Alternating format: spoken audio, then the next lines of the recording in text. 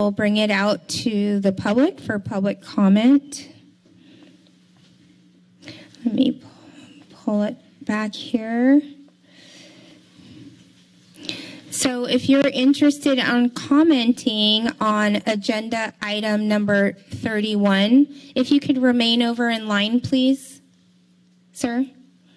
Oh. Thank you. Of course. Thank you. If you are interested in commenting on agenda item number 31, Homelessness Response Quarterly Update, now is the time to call in. Using the instructions on your screen or in the agenda, the order of, you can press *9 on your phone or select the raise hand feature on the webinar controls of your computer. When it's your turn to speak, you will hear an announcement that you have been unmuted, and the timer will be set to 2 minutes. Members of the public who are joining us here in person in the chambers, please line up on the right side of the dais. You will also have 2 minutes to speak, and we ask that you sign in to ensure correct spelling of your name. However, it is not required. And again, I have approved for extra time, 4 minutes for Huff. Robert Norse, I'd like to begin with you.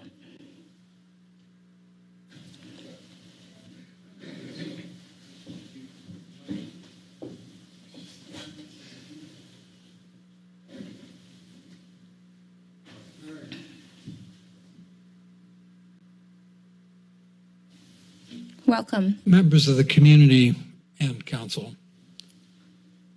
The big issues here, as raised by Mayor Brunner, are in fact the real issue of how many people are homeless in Santa Cruz city area, and how are they being treated at the moment, how are they likely to be treated in the next year, given all these new resources which are supposedly available.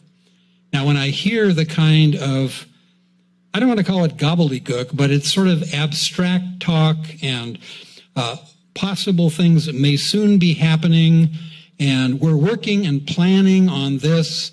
And indeed, as Councilmember Myers has pointed out, there may be, again, 160 beds available for 1,000 to 1,500 people.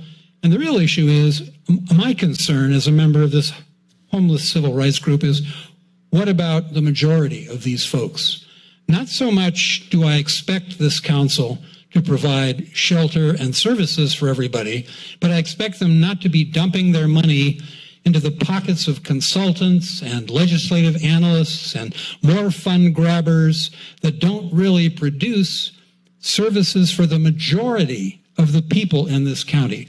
And the idiotic and I think misleading claim that you are looking for a pathway to housing when the housing does not currently exist is very misleading and deceptive and tiresome to hear from the city council.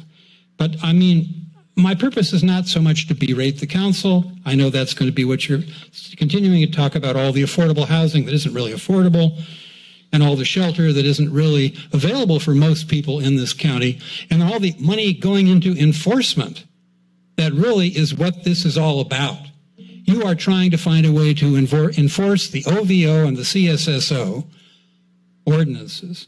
At least the OVO, although I don't see that you actually passed this where it said you're not going to enforce it until the Coastal Commission reverses its 2016 decision. But the CSSO has no such provision here once there is affordable shelter, or once there is shelter that you have certified. And you've declared the Benchlands, or at least your go-to guy, the city manager, has declared the Benchlands to be that shelter. And yet at the same time, as I pointed out at the last council meeting, this is about to be dispersed in July. Oh, I know, it's flexible. Well, that's very nice, but that's not much comfort to the people either living in the Benchlands who can't make any plans about what they're doing. Remember, people do independently try to get other resources and other housing. They really do, believe it or not. They don't really love being in the Benchlands. That's not what people like. And the notion that you're helping 150 people and how wonderful that is It's not wonderful considering the massive resources that you've had over the last 5 to 10 years. It just isn't. And people who are watching this know. The grand jury knows it. I think, and particularly homeless people know it.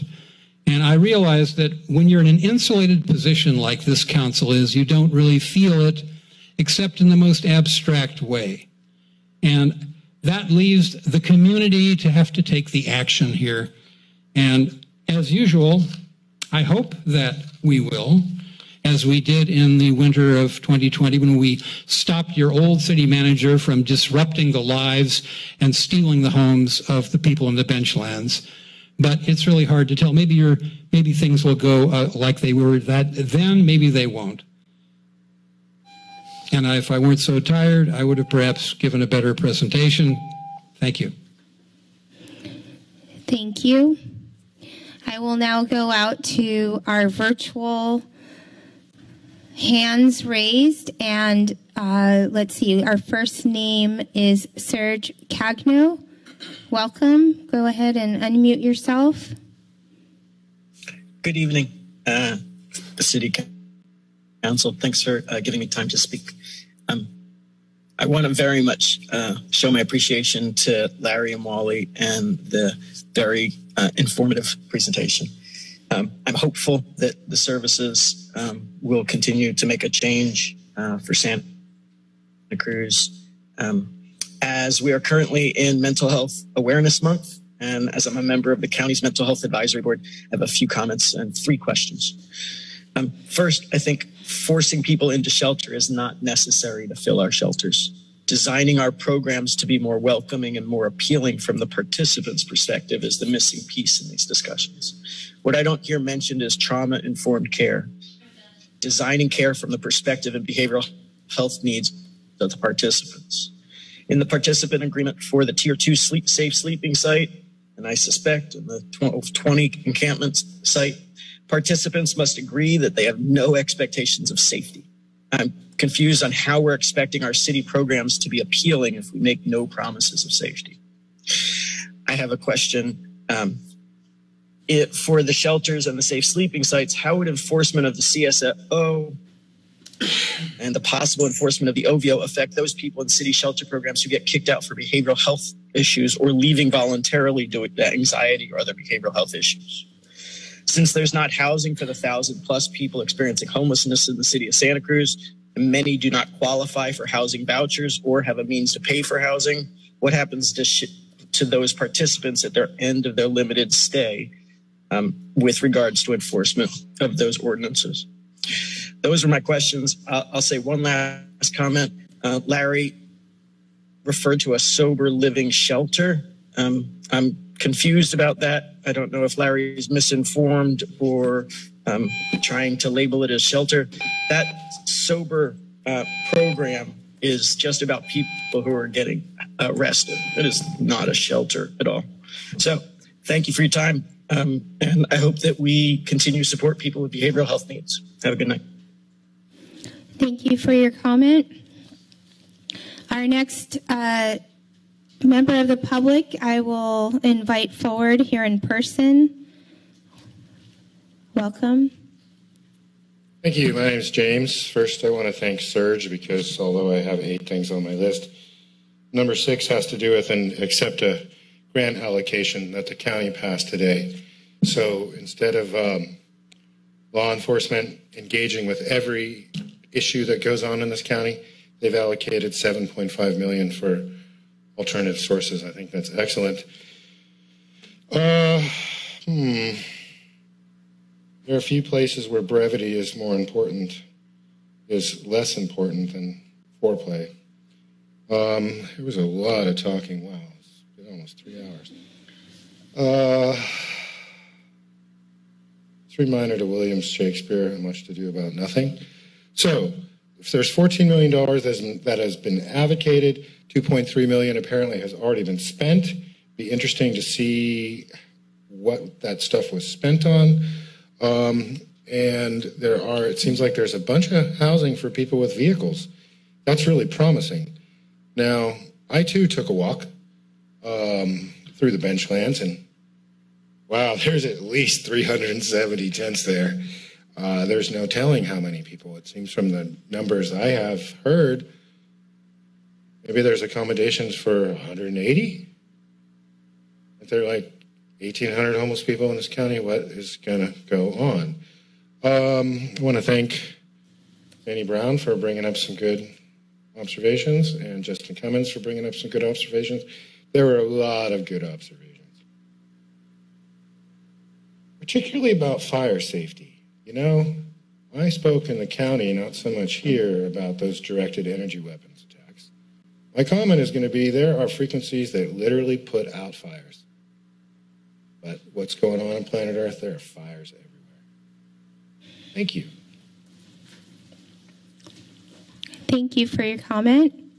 Our next member of the public is in our virtual attendee room. Reggie, go ahead and unmute yourself. Hi, can you hear me? Yes. Hi there. Great. Hi. I'm going to kind of like make a narrow comment here. As I've noted in past meetings, the oversized vehicle ordinance is not really a safe parking bill, despite how it's advertised. It's a bill to criminalize folks living in vehicles. Safe parking is not even defined in the ordinance. Only one subsection of OVO even talks about the establishment of safe parking. And it simply states that the city manager is given authority to operate, support, or authorize sites. But this is something they were already able to do, which was admitted in the drafting session of OVO, where there was discussion about safe parking sites at the police station, safe parking sites being supported by our city at AFC, and safe parking sites being authorized on commercial lots. So why am I bringing this point up again tonight? Well, I just heard Larry Imwalle admit that the city is making progress on developing safe parking sites despite the implementation of OVO being delayed because of the Santa Cruz Cares appeal. So I think this is a really important thing for the public to hear. OVO is not a safe parking bill. It is not stopping safe parking. It is not delaying safe parking. Safe parking is 100% moving forward.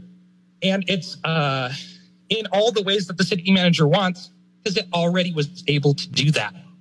And I want to make another note, because it's very concerning to me that what I just admitted, that OVO is not a safe parking bill. In the info to voters sent out by the city about Measure F, I want to say it is, the sales tax, they note that there is an ordinance that was passed that is a safe parking bill. They're referring to OVO, and that is untrue. And I think it is very disturbing for the city to release propaganda which is just provably false. So I would like that to maybe be corrected. Thank you. Thank you. I didn't know if you heard the timer. Okay, our next person is in person. Please welcome to the front. Thank you very much. Council members and Larry and Lee, I first of all just want to say I really appreciate your efforts to address this really difficult problem within the realm of capitalism. And I really sincerely mean that. It's really tough, and I can see the work you've put into it, and it's deep and profound and very complex. I just really sincerely want you to know that, because now I am going to completely criticize this. And I just want to say, from the perspective of somebody who was a domestic violence victim and had to become homeless because I was so incredibly harmed by mental health professionals, that I decided to take my investigation into homelessness very seriously from a firsthand perspective. And so I have been in the River Street shelter. I wanted to see how hard it was to walk around all night, looking possibly for one tree or bush where you could sleep under it and maybe get away with it without getting harmed. There were none in Berkeley. where I could do that. And so I would walk around all night. I could go on, but I'm also somebody who is trained in the mental health profession. I'm just going to leave it at that. What we need in this city and in cities all around the country, first of all, is a continuity person, because it's ridiculous that politicians come into these bodies like our city council, and I am saying you're well-meaning, but you are politicians. That's what you are. You are city servants, maybe. So it's ridiculous that we have politicians come in who go out, and then we're asking the same questions over and over, decade after decade. The HMIS system does not work for many homeless people because people are very suspicious. So what we need to do is to count the number of beds. In actuality, I want simple presentations that tell us how many beds and where, because we need to make sure that the people at the Benchlands who have a city, who have a home, who have a place to live, can go to those beds. And if they cannot, we will protest. We will demand that our government start to serve the people. And we mean business. Thank you. Thank you.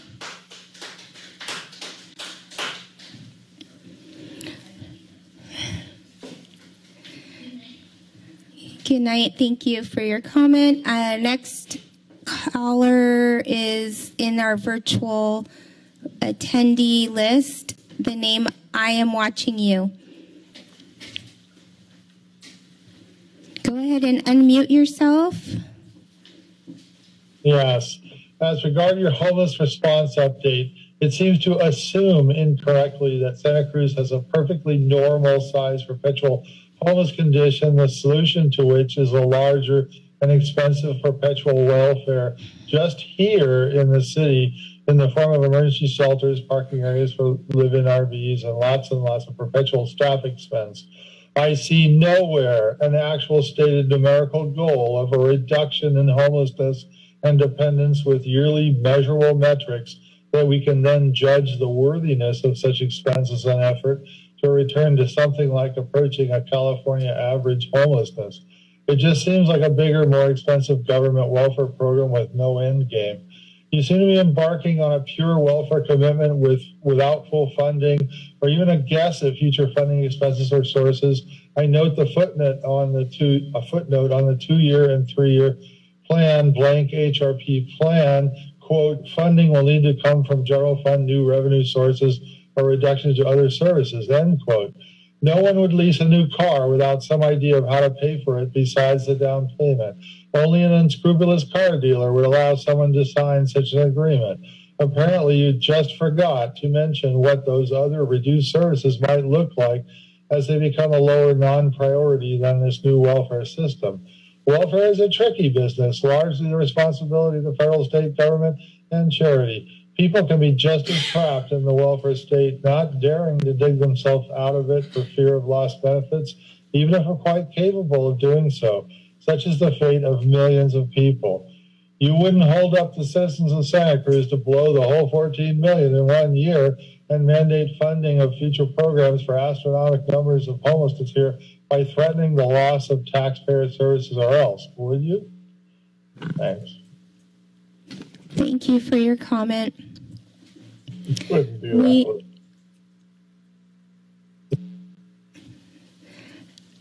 Let's see, are there any other members of the public here in person that have not spoken? Okay. Are you? Okay, great. Come forward, please. Thank you.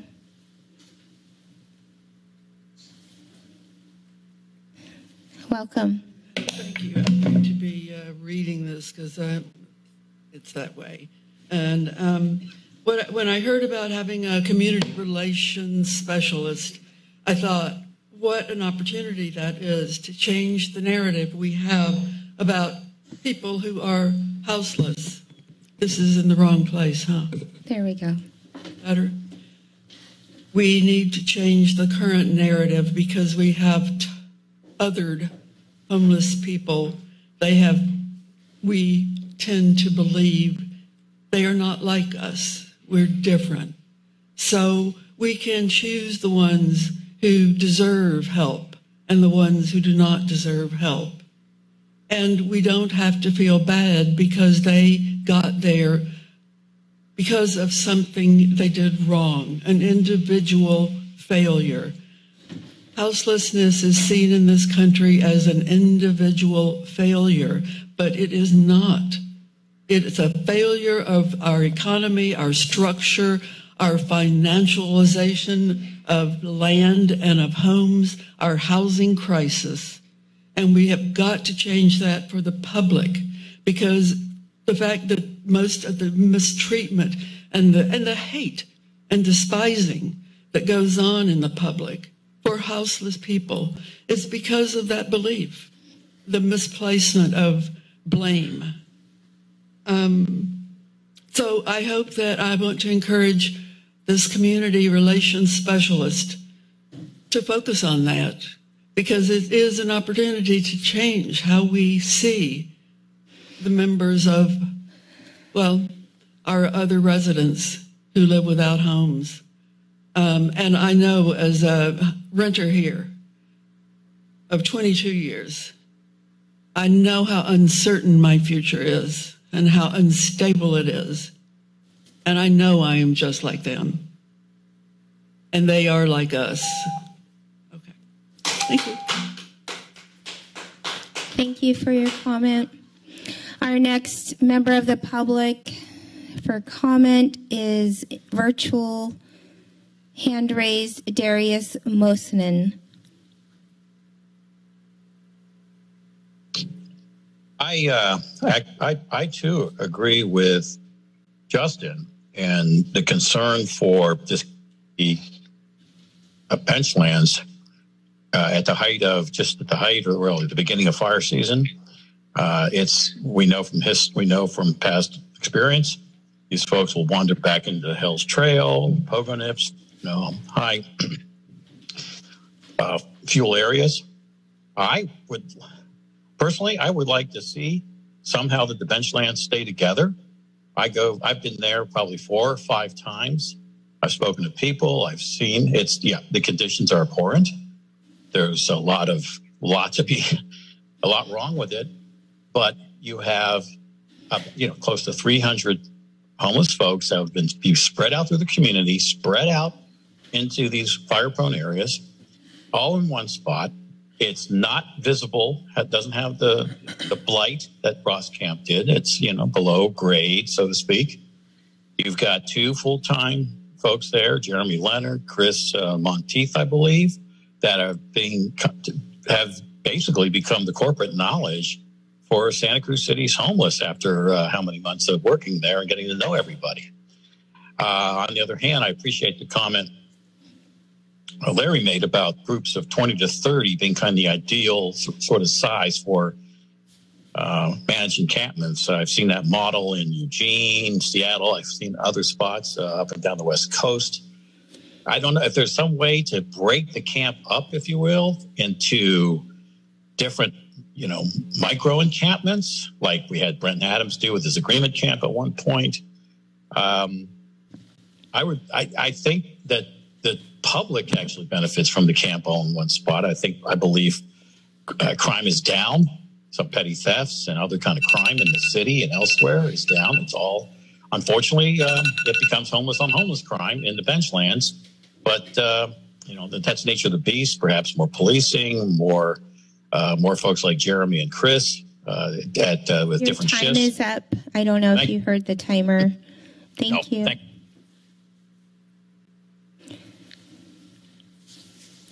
Let's see. Our next attendee is call-in user 3. Go ahead and unmute yourself. Welcome.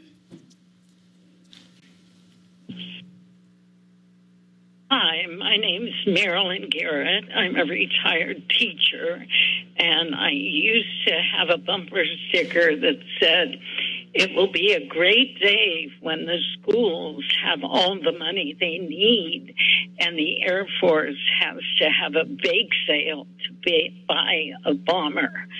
The point is, over half our tax dollars, or approximately that, go to the military budget.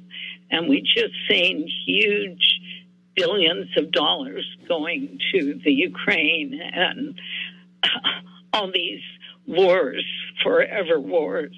What we could do with that money, not only for school, but provide housing and parks and libraries and you name it. It is a problem of capitalism. I have an image here in front of me. I wish you could see it. It shows a medical person in his white shirt taking notes. And it says, feeling sad and depressed. Are you anxious, worried about the future, feeling isolated and alone? You might be suffering from capitalism. Symptoms may include homelessness, unemployment, poverty, hunger, feelings of powerlessness, fear, apathy, and the list goes on. Loss of free speech, incarceration, suicidal or revolutionary thoughts, death.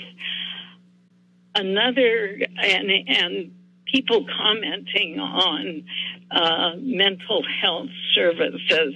I have a friend who was picked up on a wellness check, so-called, by sheriff deputies, 4 of them, who grabbed her out of her home. She's 66, injected her, took her off, held her for days against her will. She was harming no one, but they were harming her.